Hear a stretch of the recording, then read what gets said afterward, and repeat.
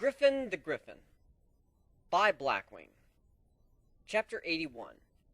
SlenderGrif bakes cupcakes. Starlight Wisp. 2 days have already passed, and so far, nothing scary of any kind has happened. There were a couple surprises, cats and griffins jumping out to say boo, but other than that, it was actually kind of a letdown. After the speech in class, I was expecting something a little more horrific from the captain, but he's done nothing at all. He just goes about his daily routine. It's really quite strange. I was expecting him to try and use some kind of magic to scare us. Surprise has done more to shock us, and that consisted of blowing streamers in our faces. And got to get ready.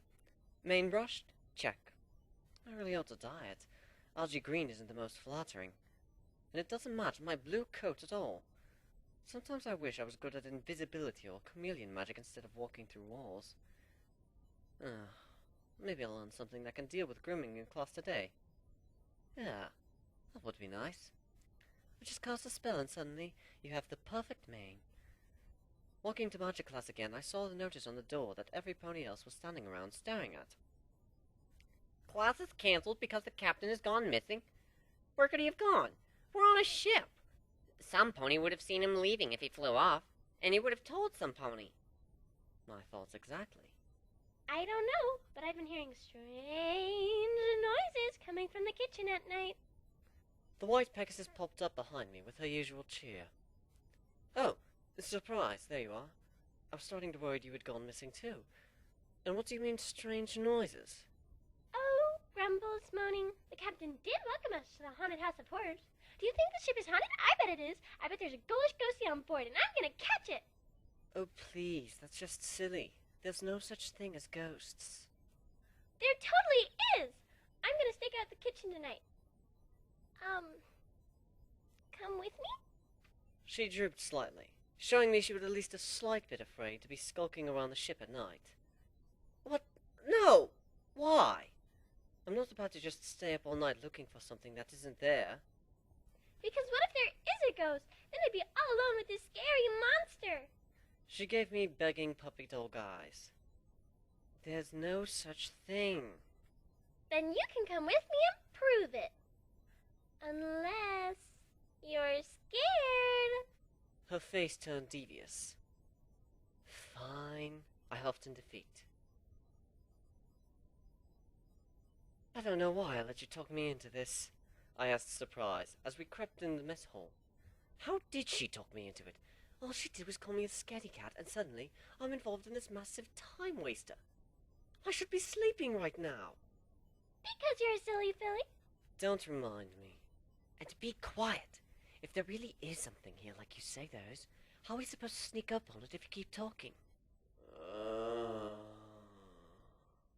What was that? I asked a little too loudly. See? I told you. Now, shh. Let's sneak up on it.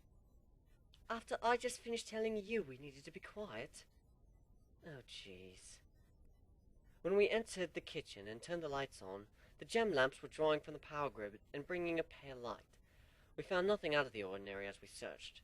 Just the regular stainless steel appliances, marble countertops, a sink with suds from the earlier dishes, and an empty food tray stacked neatly for breakfast in the morning. We made several passes, each resulting in nothing abnormal. See? There's nothing here. We should just... There it is again! It sounds like it's coming from the pantry! The Pegasus led away in a blur of pure speed towards the storage area for canned food. And when we opened the door... Oh, sweet Celestia! There hung the captain from large hooks, covered in red. His head hung as he let out a sound of anguish, his wings, chest, and stomach covered in thick red goop. Blood? He moaned in pain. Well, time to scream now. I let out the most blood-curdling shriek possible. Awakened by my cries of terror, Griffin's eyes shot open and locked on me with an intensity that should not be present in anyone so injured. Strangely, surprise hadn't made any sound at all. Star, run, he said in a begging whisper. I turned to find my companion glaring at me evilly. Her mane had gone flat, and she wore a demented smile as she held up a tray of cupcakes with red frosting, her hoof covered in red as well. Star, try one. There, Griffin-tastic. That's not frosting. It's meat! Griffin meat! She cut up the captain and turned him into cupcakes while he's still alive. I backed away and bumped into the hanging Griffin, who then fell from his restraints to the floor with a thud. Help me. Help me. He reached out with a red-covered claw and grasped at me in desperation. I backpedaled right into Surprise's waiting hooves, the Pegasus then pinning me against the floor. She licked up the side of my cheek and whispered in my ear as she nibbled on it. She's psychotic. She turns ponies into pastries. I need to get out of here and tell somebody. I knew that no pony that's energetic was right in the head. Delicious. I think you'll make a fantastic pie. Now hold still. She drew a kitchen knife and held it in her mouth. In her moment of distraction, I threw her off me and ran off there as fast as I could, screaming the entire time. I slammed the door behind me and held it closed with my body, only for it to suddenly fall out of the way. The door swings both ways! The door swings both ways! I saw the blood-covered captain standing above me, glaring down at me. Well, I guess you failed that test. Time to get this ketchup washed off, he said with the utmost calm. Wait. What? That was... Suddenly it clicked. This was all an elaborate method to scare me. And it worked! Now I was fuming mad. I glared as he calmly dumped a bucket of water on himself and turned back at me with the biggest grin I've ever seen. Starlight Wisp, you seem tense. Is something the matter? Is something... I felt my eye twitch. How could you possibly do something like that? I was scared for my life! I helped! Surprise said gleefully as she bounced around the room, her mane back to its normal, poofy self. It's good that you were scared. Surprise may not be a monster, but in this business, we fight monsters. Dragons, some diamond dogs, and any other manner of creature will eat a pony if they get the chance. If she had been one of them, you'd be dead.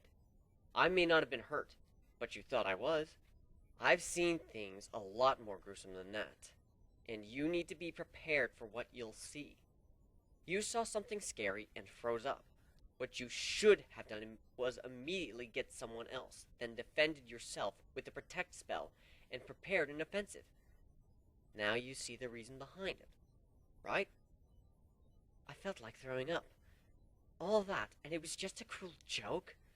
Although he did give fair warning. Is this what he was talking about? Is this what he sees every day, if not by the scene around him, then by his mind? Is this what he's preparing us for?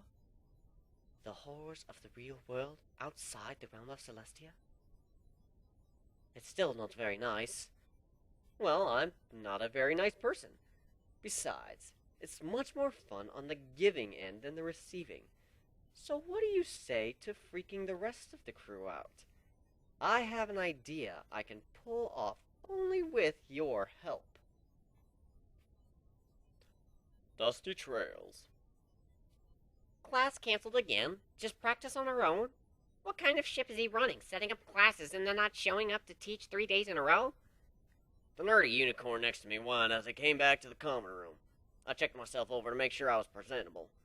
Dark earth coat with a hint of moss green and a mane with bangs that went to either side of my face, just outside my field of vision. Framing my mug, but hiding the small scar on the side of my head.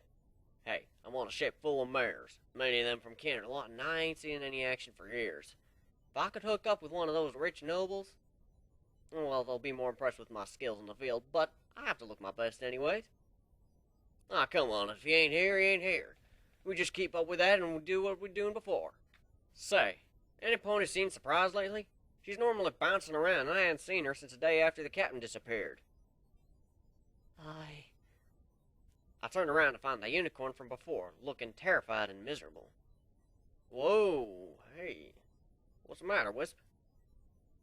Him. What? He's always watching.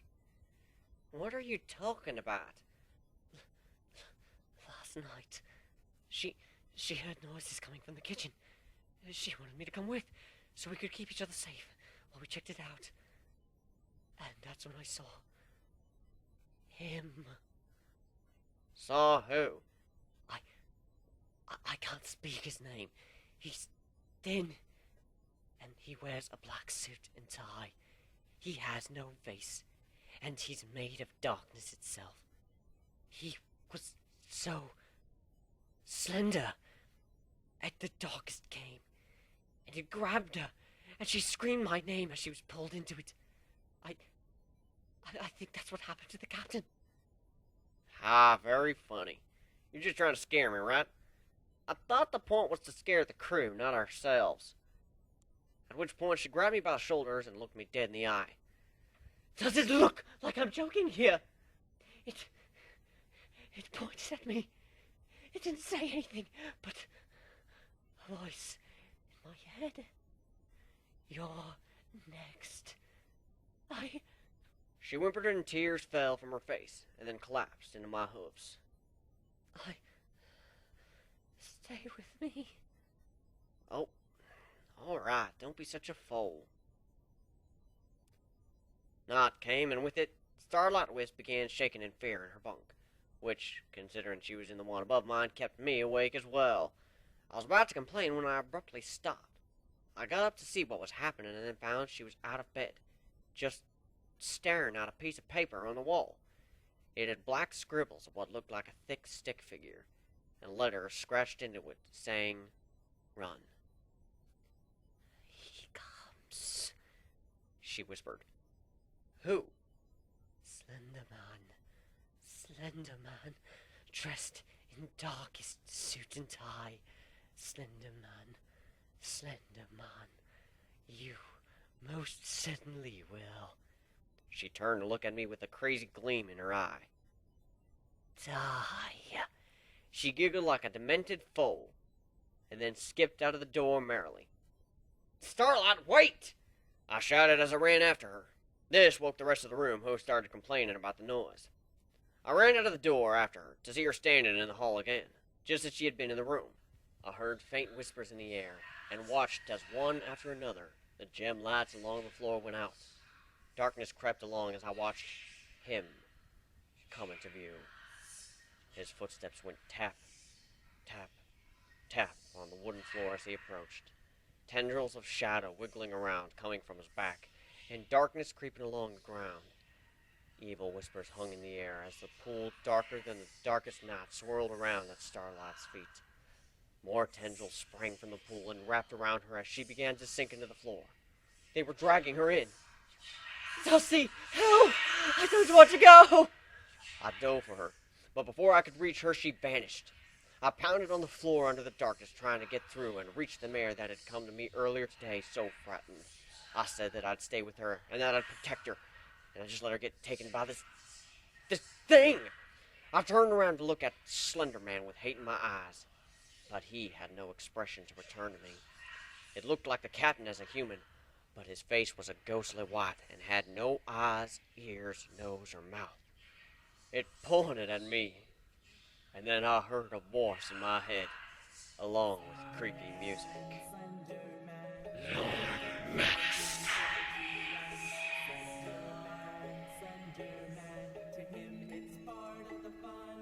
And then it sank into the darkness on the floor, which Starlight fell into and vanished. The rest of the new recruits had come out after me and paid witness to the whole event. I heard the sound of trickling water and felt a puddle at my hooves. We're bucked.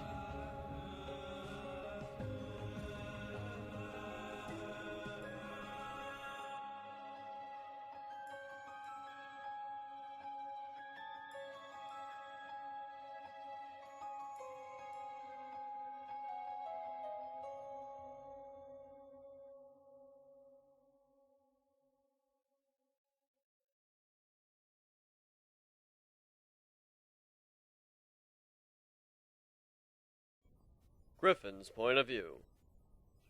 So, I turned human, put on a mask, and used the Umbra spell to wrap myself in shadows which made up both the suit and the tendrils, as well as the pool on the ground. I then used Extinguo to put out the gem lamps and had Starlight let herself fall through the floor and pull me through after. Finally, I used Memoria a Musica, a spell which allows me to put music directly into somebody's mind, rather than the other way around like what we do at concerts, to put the song and the warning in his head. So, by the creative application of practical magic, as well as setting the scene prior, I made 10 grown mares and stallions wet themselves. I told you, I'm scary. And now you see the importance of what we're learning.